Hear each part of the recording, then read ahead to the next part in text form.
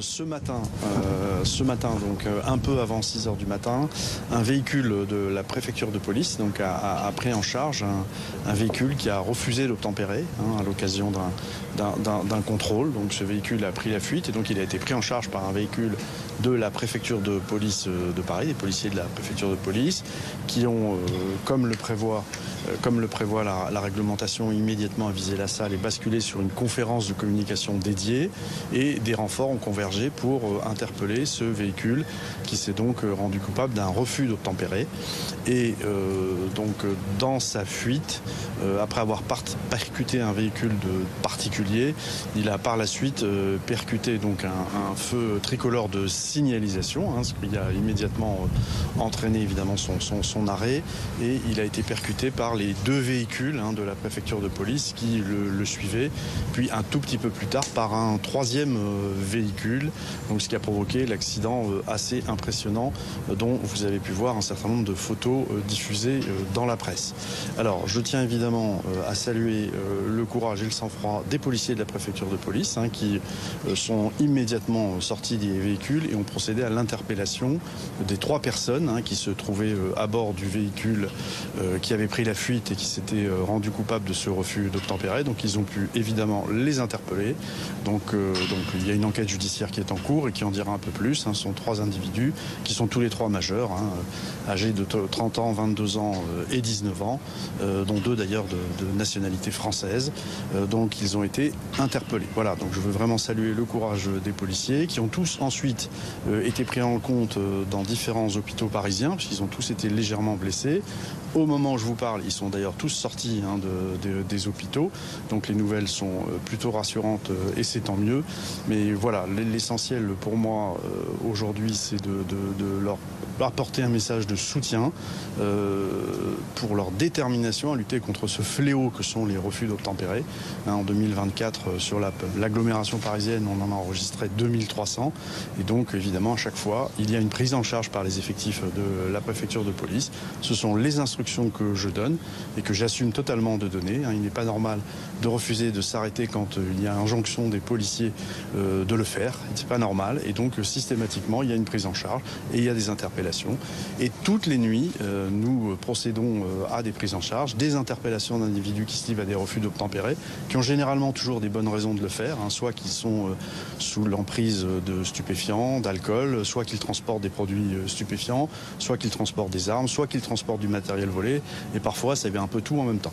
D'ailleurs cette nuit encore, à l'occasion d'un contrôle, un véhicule dans le 20e a pu être arrêté, et à l'intérieur se trouvait un certain nombre de motos, une camionnette, se trouvait un certain nombre de motos qui manifestement étaient volées. Donc voilà, cette action va continuer à mener avec beaucoup de détermination, beaucoup de fermeté, et je salue évidemment encore une fois le courage et le sang-froid des policiers de la préfecture de police. Est-ce qu'on peut avoir une précision sur les 3 personnes qui ont été interpellées? Est-ce qu'ils sont toujours à l'hôpital? Est-ce qu'il y a des relevés qui ont été faits, des tests stupéfiants, alcool? Tout ça, j'ai entendu beaucoup de choses dans les médias. Donc on parle de véhicules volés, on parle d'un conducteur qui est sous l'emprise d'alcool. À ce stade, les analyses sont en cours. Ce véhicule n'est pas signalé volé, premièrement. Deuxièmement, voilà, les analyses sanguines, notamment pour la conduite sous l'état de stup ou d'alcool.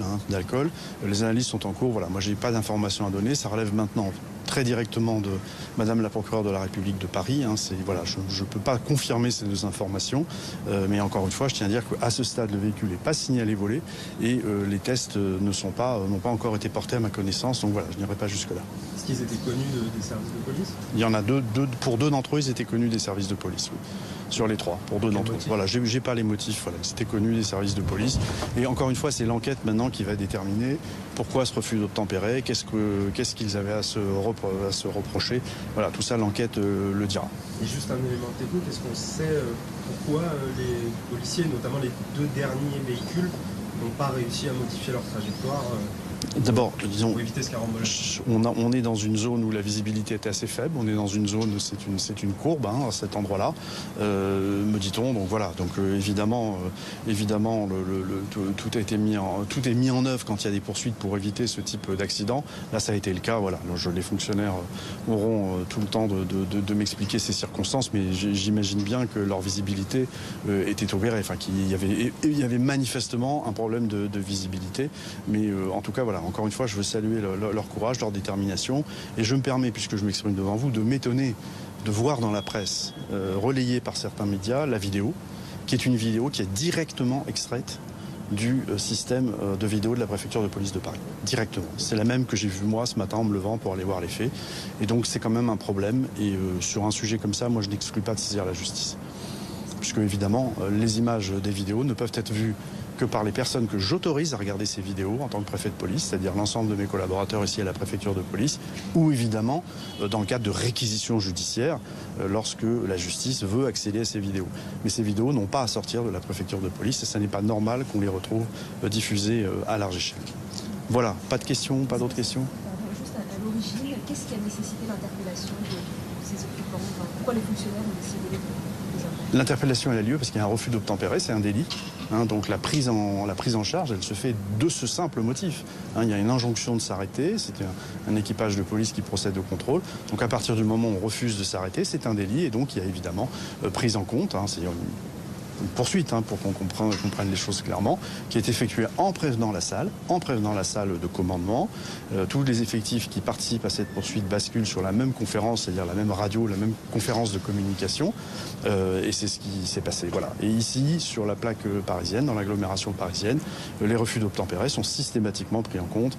Il faut prévenir la salle et c'est évidemment quand les conditions de cette poursuite présentent de nombreux dangers qu'il y ait mis un terme. Mais ici, sous mon autorité, c'est très rare, ça arrive très peu et nous prenons en charge l'ensemble des refus d'obtempérer. C'est un refus d'obtempérer à la suite d'un contrôle de Un contrôle de routine. Voilà, vous avez 3 policiers dans un véhicule qui est un véhicule sérigraphié, qui demande à un véhicule de s'arrêter. On s'arrête, point, quand on part. Eh bien, on est poursuivi par la police et on est ensuite interpellé. Voilà, merci beaucoup. Oui, pardon. S'il vous plaît, vous disiez, peut-être j'ai mal entendu, vous disiez il y en a 2 qui étaient connus des services de police. Oui. Je ne sais pas si vous avez précisé pour quelle raison.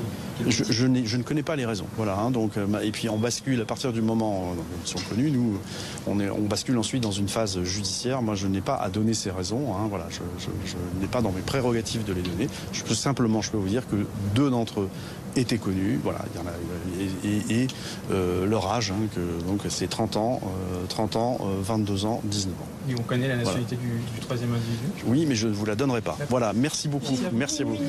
Oui, mini-question. Parce qu'on a la manifestation au même moment, là, donc à faire. Je voulais juste savoir si les refus d'obtempérer étaient en augmentation. Oui, les refus d'obtempérer, comme sur l'ensemble du territoire national, augmentent sur l'agglomération parisienne. Ce ne sont pas des chiffres significatifs, mais c'est toujours trop. Et je vous dis, en 2024, on en a eu 2300, donc qui ont donné lieu à des prises en charge. Et d'ailleurs, pour vous donner un ordre de grandeur, c'est 40% qui se déroulent la nuit. 40% se déroulent la nuit. Donc sur 2300, on en a 700 refus d'obtempérer qui se déroulent la nuit et qui donnent lieu donc à prise en charge. Voilà, merci beaucoup. Merci beaucoup.